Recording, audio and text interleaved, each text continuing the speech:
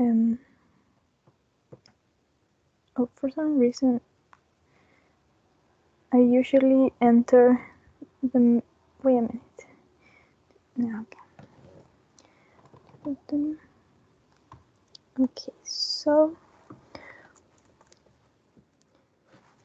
Can you see my screen? Yes. Yes. Yes. Great.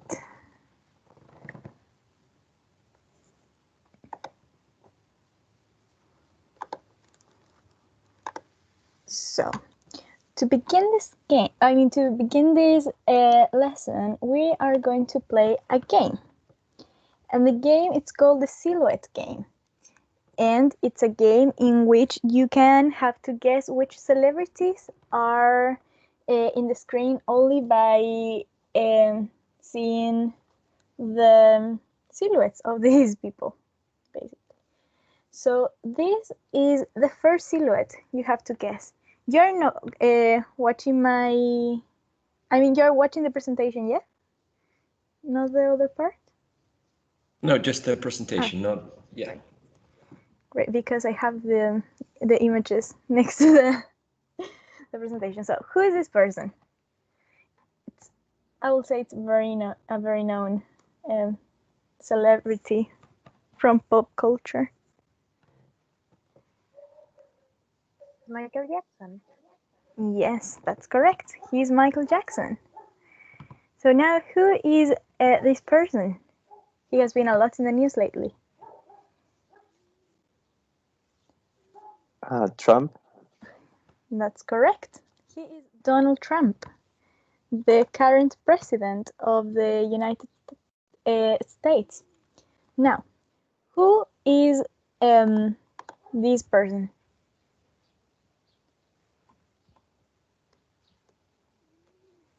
She's a singer, or she was. Winehouse? That's correct. She is Amy Winehouse. Now, who is this person? Do you know who she is, or do you need a clue?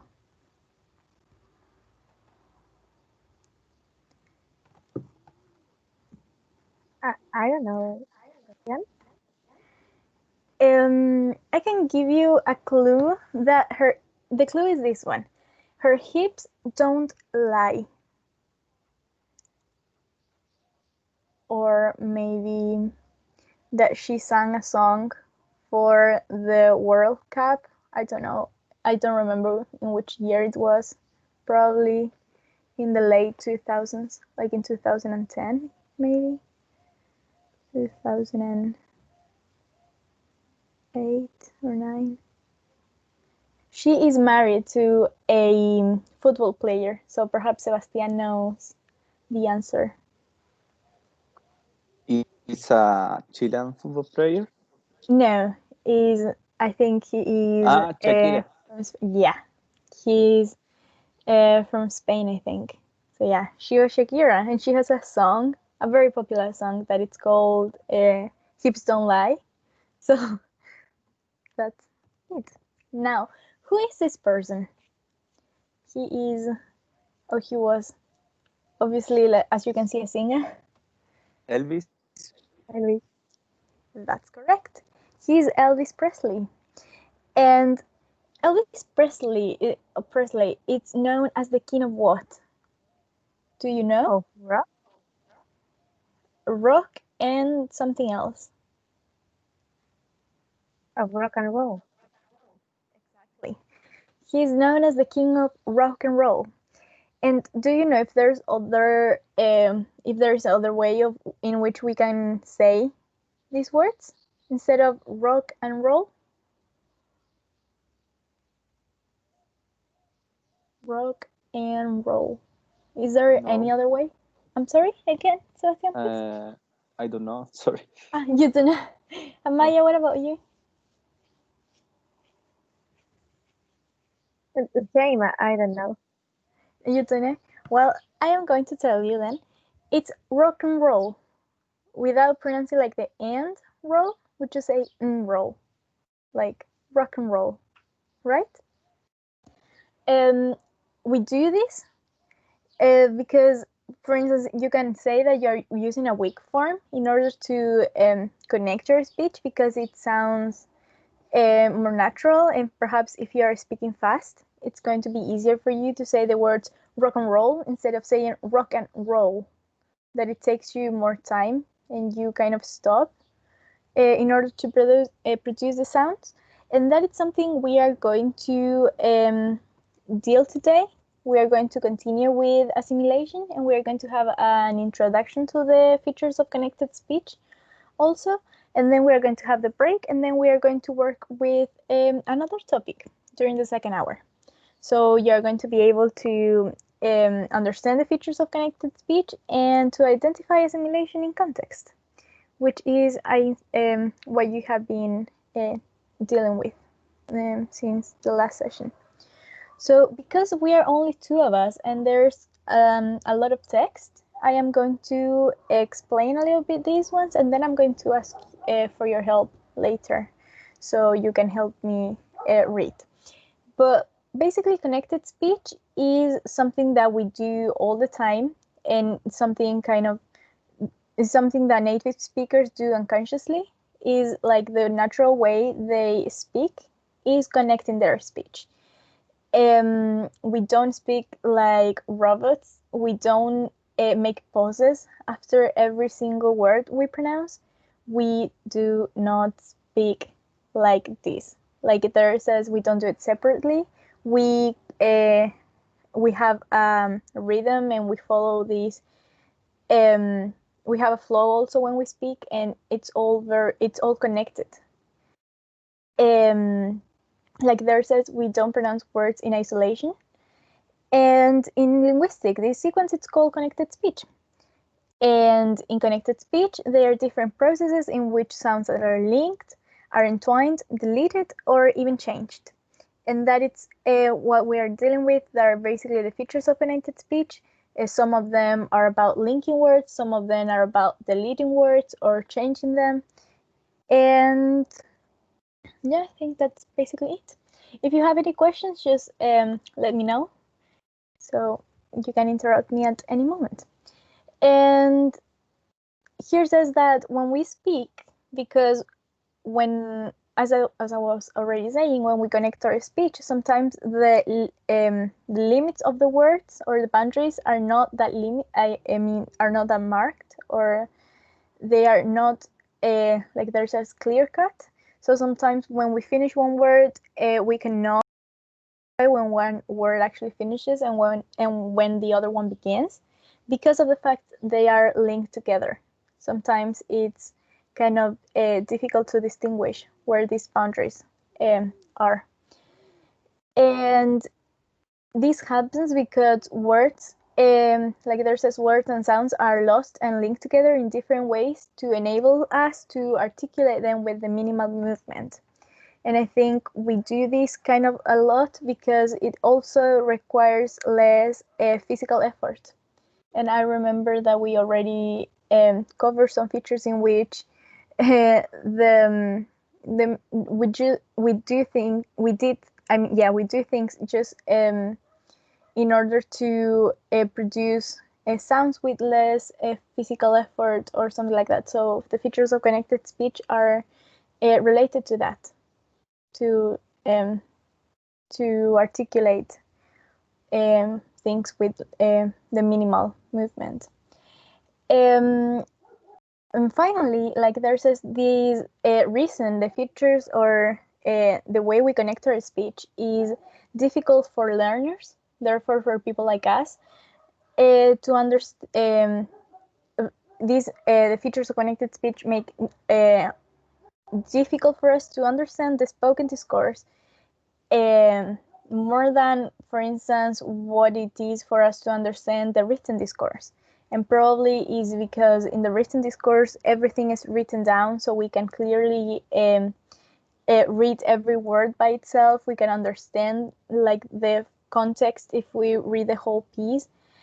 of information. But when when we listen to the spoken discourse, sometimes people may have an accent that it's going to be difficult for us to understand, or people may pronounce some sounds in a way that it's going to be difficult for us to understand.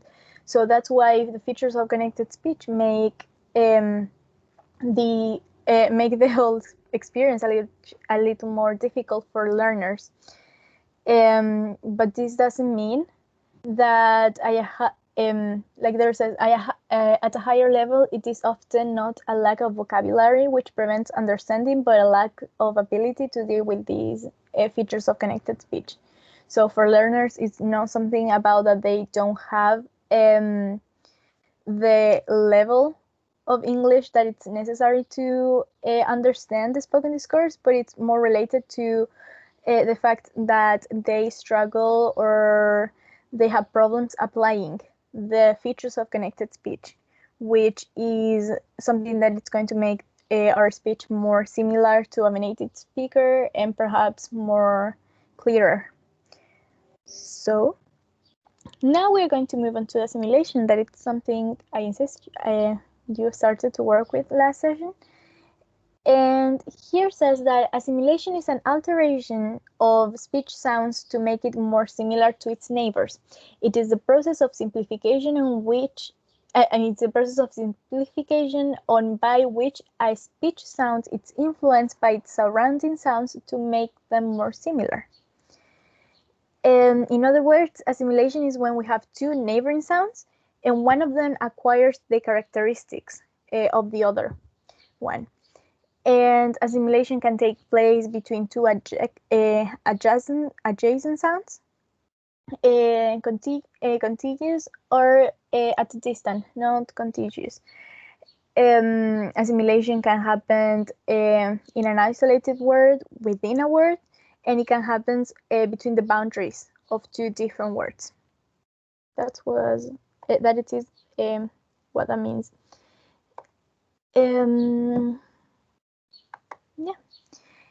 Today I am going to teach you about progressive assimilation. I'm sorry, I think I said progressive. I'm going to teach you about regressive assimilation, progressive assimilation, and coalescent assimilation. And the first one we are going to deal with is regressive assimilation. That is a type of assimilation in which a following sound has an effect on a preceding one. So what does this mean? This means that, for instance, in the example, this is a lot easier to understand when we have an example. This means that when we have a T, for example, that it's followed by a P, a B, or a P, or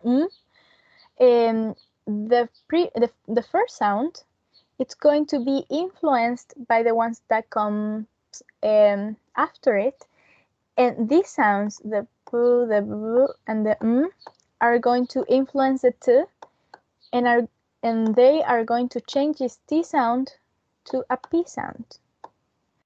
So, for instance, in the case of the right person, we are not going to say the right person, because here, as you can see, we have a T and a P. So this it's going to be said as the right person. The right person. We are not going to say the right person, but the right person. And this is because the phoneme that comes first, it's going to be affected by the ones that come after. In this case, the T, it's going to be influenced by the P, and it's going to be pronounced as a P because the first element, in this case, the T, it's going to change in order to adapt to the articulation of the following sound. We can say that this type of assimilation has a backward direction because the elements that come after it are going to influence the first one. So the direction is going to go backwards because the second element influenced the first one. Then an example with B, it's going to be instead of saying the right bet, it's going to be the right bet, the right bet. And finally, we have the right. Instead of saying the right man, we're going to say the right man. The right man. So now, Amaya, can you help me with the pronunciation of those examples, please? As they should be pronounced with assimilation. All right. Okay. The right person, Perfect. the right bed, the right man. Excellent. Thank you very much. Sebastian, Yes, can you help me doing the same, please? I'll try. Okay. The right person, the right pet, the right man. Great. The right man. Right. So this was the first example, and we have many. So the second one is when we have a D, and when it's followed by a P, a B, and a this D it's going to change to a B. So we are not going to pronounce a D, we're going to pronounce a B. So for instance, when we have a sad person, we're not going to say a sad person, we're going to say a sad person, sad person. Then when we have a sad break, we are going to pronounce a sub break, a sub break. Or when we have a good man, we're not going to say good, we're going to say good. So a good man, a good man. Once again, Amaya, can you pronounce the examples, please? All right. One person. I know in the a sad person, a sad break, a good man. Good man. Yes, a sub break, a good man. Now, when we have an N that is followed by a b, or it's going to be pronounced the N as So for instance, when we have one person, we are not going to say one person. We're going to say one person, like one person. Or in the case of in bed, we're going to pronounce something more related to in bed. In bed, not in bed, but in. And then we have, for example, a case in which n changes to when n is followed by an we're going to have 10 men. 10 men. We're not going to pronounce the 10 as 10, but as 10. So 10 men. Now, Sebastian, can you read the examples of this one? Yes. One person in bed, 10 men. Thank you very much. So now, these are the last 3 ones of regressive assimilation that I'm going to teach you. And the first one is that when we have an n followed by a k or a g, the n sound it's going to change to a ng. So for instance, when we have the word 10 kilograms, it's going to sound more like 10 kilograms. And then we have one gold. Instead of saying one, like in the previous example, we say one goal. So 10 kilograms or 1 goal. Amaya, there are only 2 of you, so I am going to ask you to read a lot today. Can you pronounce the examples, please? All right. 10 kilograms, 1 goal. Thank you very much. Now, the second example is that when we have a sound, it's going to change, and it's followed by a J or a J. I mean, J, no, a sh and a J. J, it's going to change to sh. So, for instance, in the case of a nice show, we're not going to say a nice show. We're going to say a nice show. No, we are not going to say nice, but nice, like nice show. A nice show. Or in the case of I miss you, we are not going to pronounce I miss. We're going to say I miss ya. I miss ya. So, a nice show, I miss ya. Sebastian? A nice show. I miss you. Can you pronounce the first one again, please? A nice show. Nice show. Yeah. Thank you very much. And now, last but not least, when we have a za, and it's followed by a sha or j, we are going to change the za into a j. So, for instance, instead of saying those shoes, we are going to say the shoes. The shoes.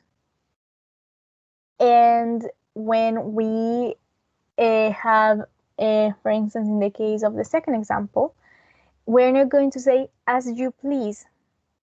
We're going to say as you please.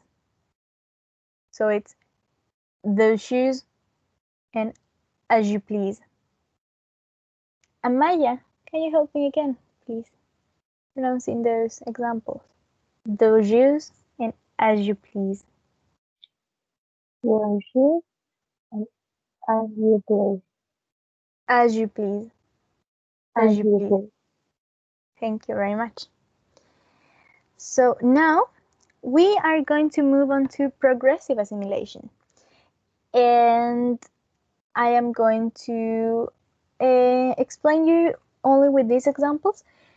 This type of assimilation is one in which a preceding sound has an effect on a following one.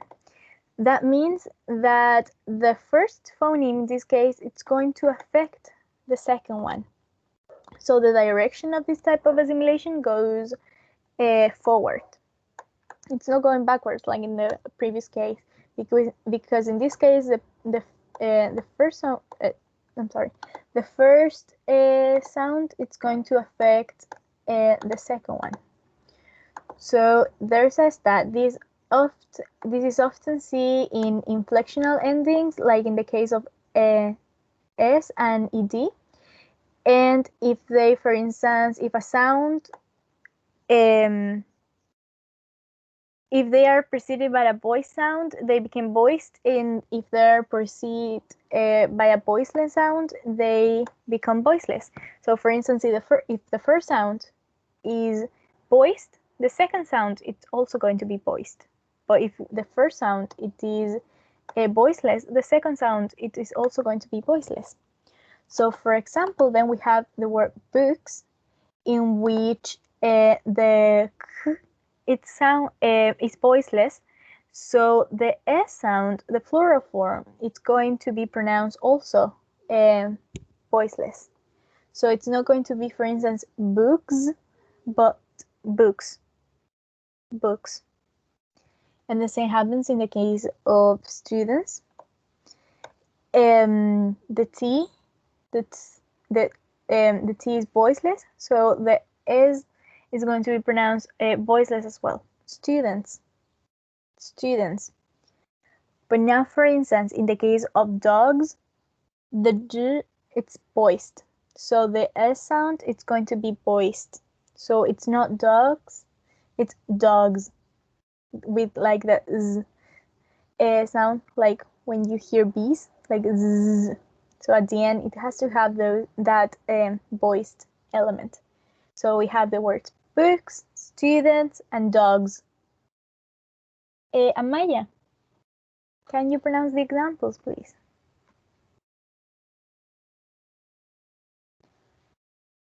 Book,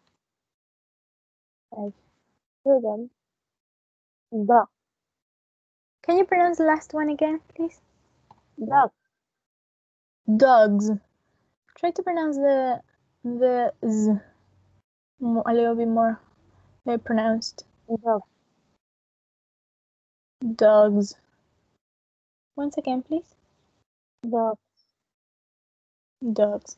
And now, Sebastian, it's now your turn. Thank you very much, Amaya. books, students, dogs, The last one, once again, please. dogs. Dogs.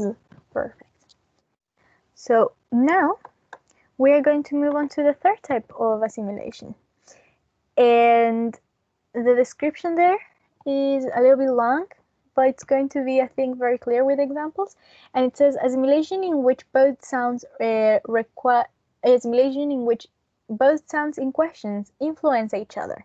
They adapt to the pronunciation of the other sound, but instead of one becoming similar to the other one, they both influence each other.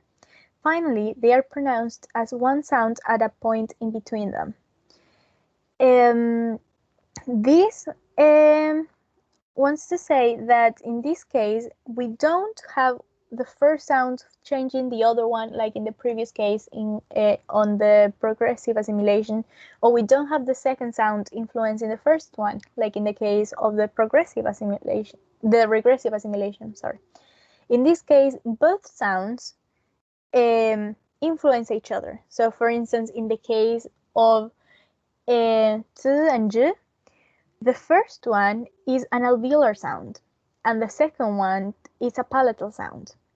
These two sounds are not going to take the characteristics of the previous one or of the following one, but they both are going to influence each other, and they are going to find this middle point between them, between those 2 points of articulation, and it's going to be pronounced as ch, and that it's palatal alveolar sound, that in this case is like the middle ground, or it is the point in which these two sounds meet. So as an example, we have put your shoes on, but instead of saying put your shoes on, we're going to say put your shoes on, like pucha. Put your shoes on. Put your shoes on. Amaya, can you please? With the put your shoes sound. again, please, because I was. Would you shoes sound? Put your shoes on. Right. And Sebastian? Put your shoes on. Put your shoes on.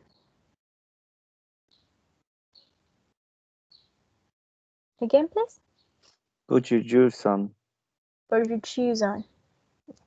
The second example, the second case, it happens the same. When we have a D followed by a G, it changes to a G. So instead of saying, did you notice, we're going to say, did you notice? Did you notice? You have to remember that this usually happens when we are speaking fast. So that's why we are not pronouncing the sentences as, did you notice? But did you notice? Okay? So once again, did you notice? Did you notice? Amaya? Did you know that? Great. Sebastian? Did you notice? Did you notice? Perfect. So now we are going to watch a video, and please let me know if you can listen to if the video doesn't sound, please let me know. If it does, it's okay. We're just going to keep watching it, but if not, please let me know. In this video, you're going to have examples of a woman pronouncing some words, and you can pronounce them at home as well. Oh, welcome, Cristobal. So as I was just saying, we are going to watch a video. Hello. We're going to watch this video, and you can pronounce at home. And afterwards, we are going to pronounce the phonemes. We're going to pronounce the same words, so it's it can help you as practice. So this is the video.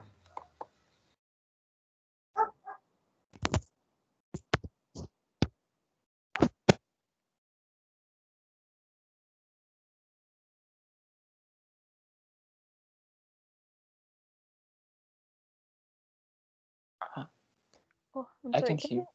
You can hear. Great. No, I mean I can't. You can't. And what about the rest? Can you hear? No, I cannot. Oh, you can now. Okay, it's okay. Just give me a second. I was listening to it, so I thought you could. Yeah, I don't know why, but this happens sometimes while I am teaching. So I don't know. Yeah, I always blame it on Microsoft Teams. I I was only sharing my PPT screen.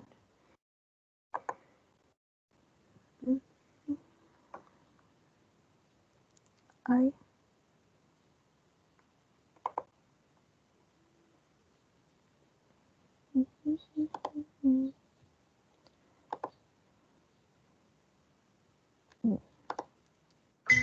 Can you listen to it now? Yes. Yes. Yes. Great. So In some English words, the sounds change when they're next to another sound. For example, t sounds more like p.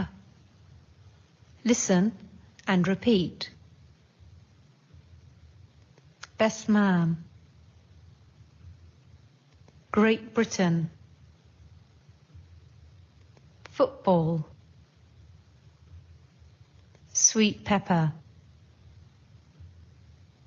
D sounds more like b. Listen and repeat. Blood pressure.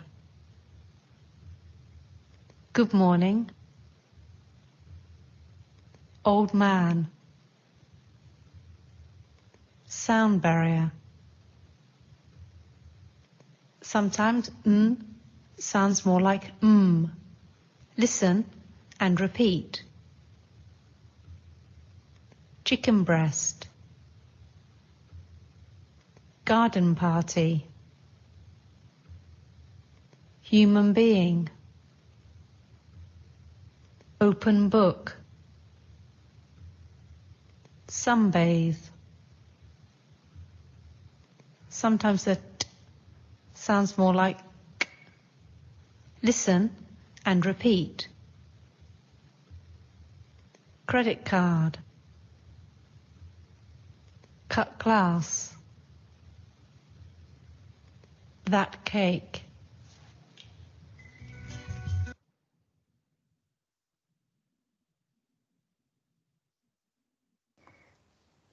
that was the video. Now we are going to pronounce the examples. Yeah, I am going to start with Sebastian. So can you help me with the first number one, in which the two sounds more like a p? And we have best man, Great Britain, football, and sweet pepper. Please. Yes. Best man, Great Britain, football, and sweet pepper. Thank you very much.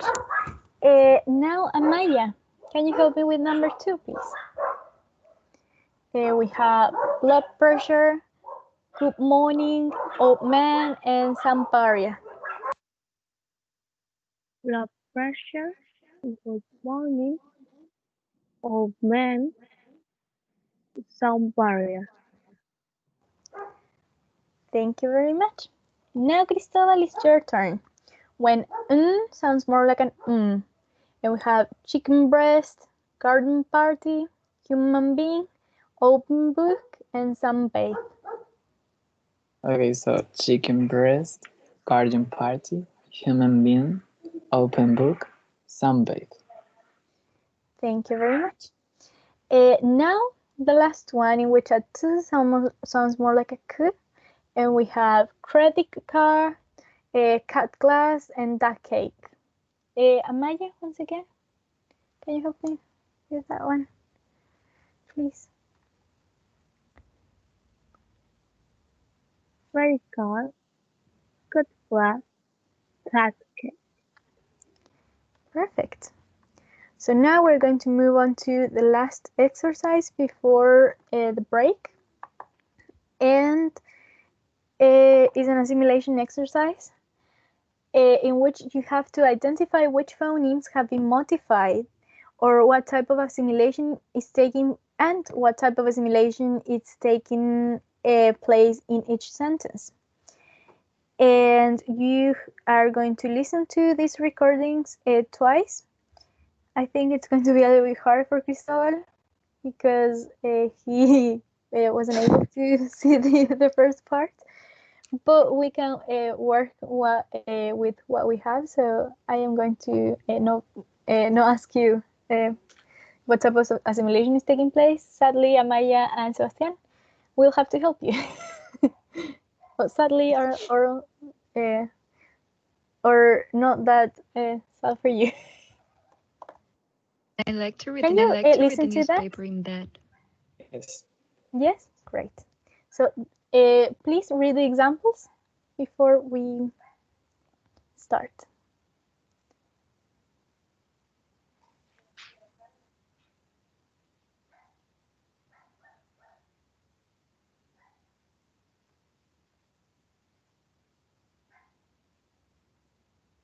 So now we're going to start with the first one.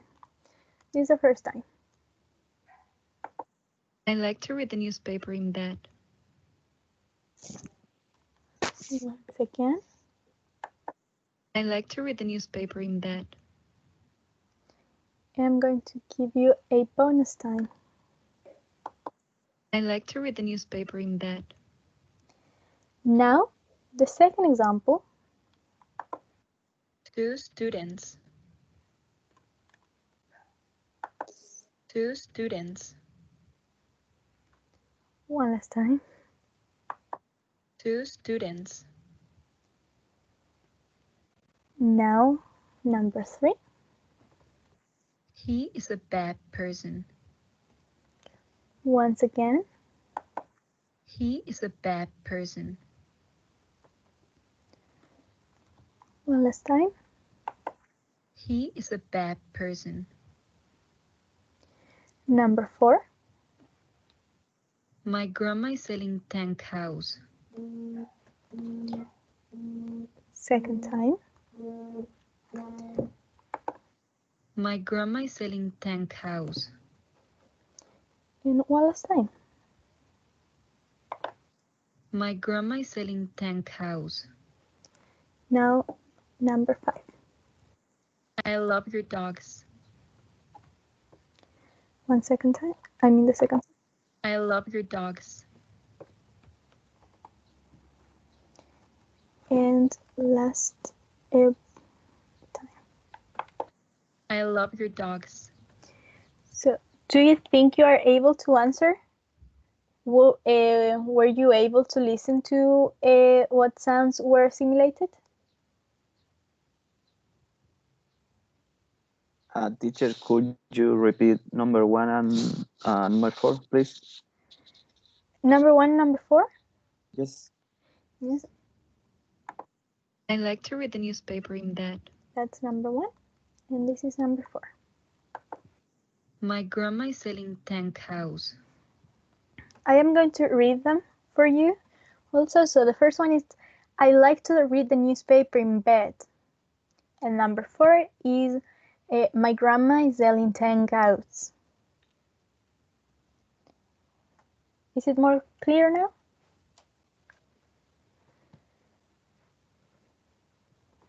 Or do you need to listen to them one last time?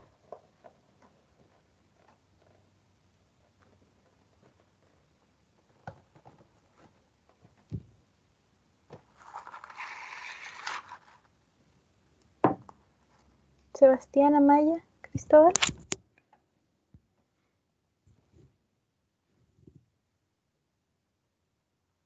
I'm sorry, my call was a little glitch. Can you repeat it, please? Which one? The last thing you said, because my call get And glitched. do you need to listen to them one last time? Do you want me to read them one last time? No. No.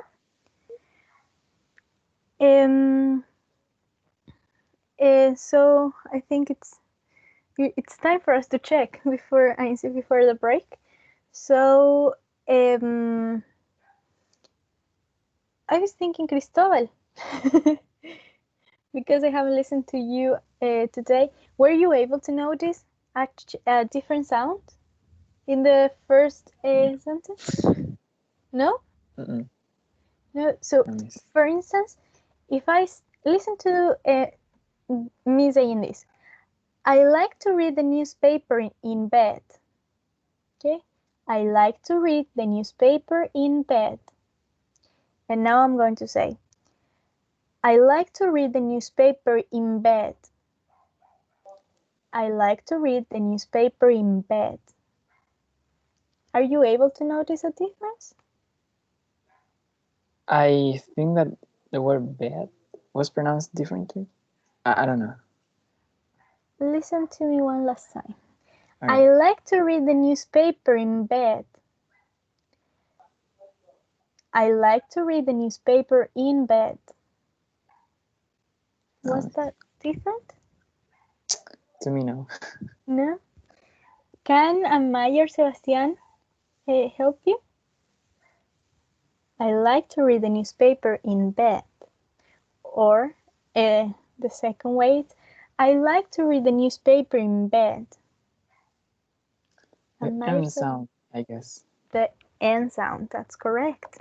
The N changes to an sound when the following sound is a B. So this is an sound. Amaya, Sebastian, do you know what type of assimilation is this one?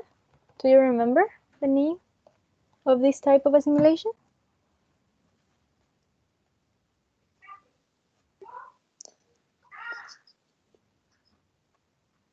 We only have three. Remember? Amaya?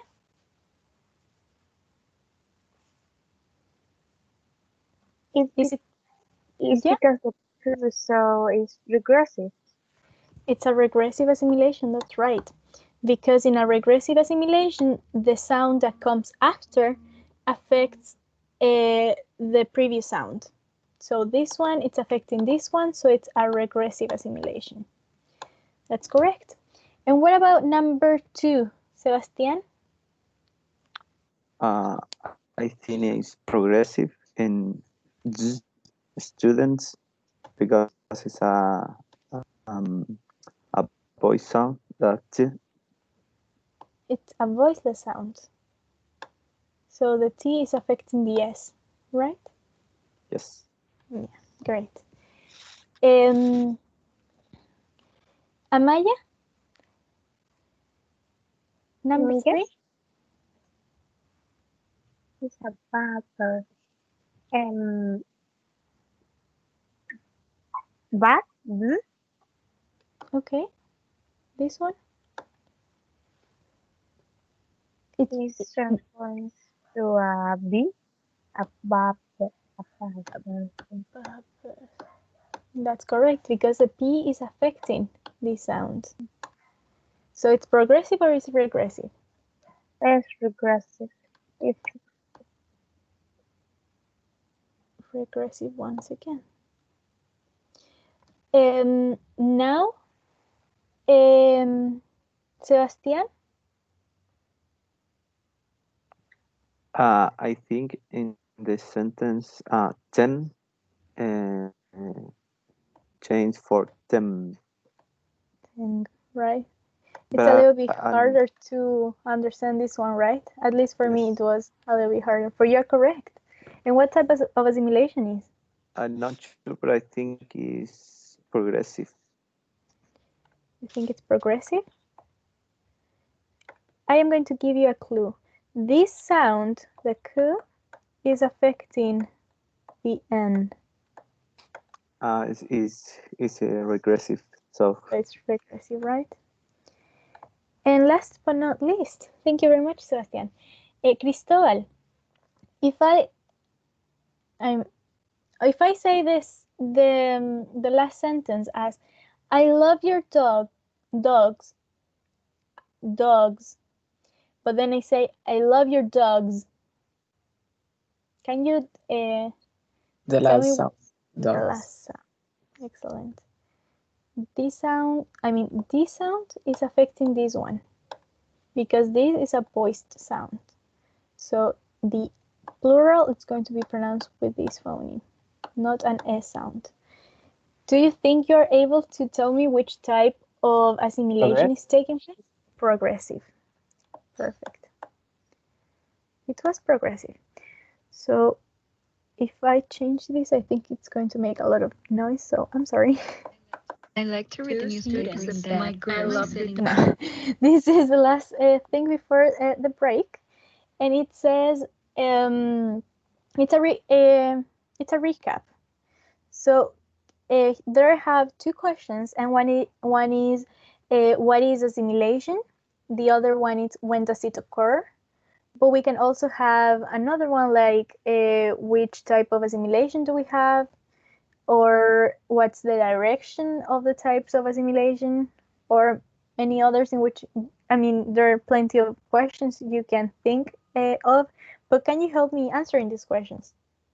With your own words, it's not necessary for you to read me the exact definitions, but in your own words, what is assimilation?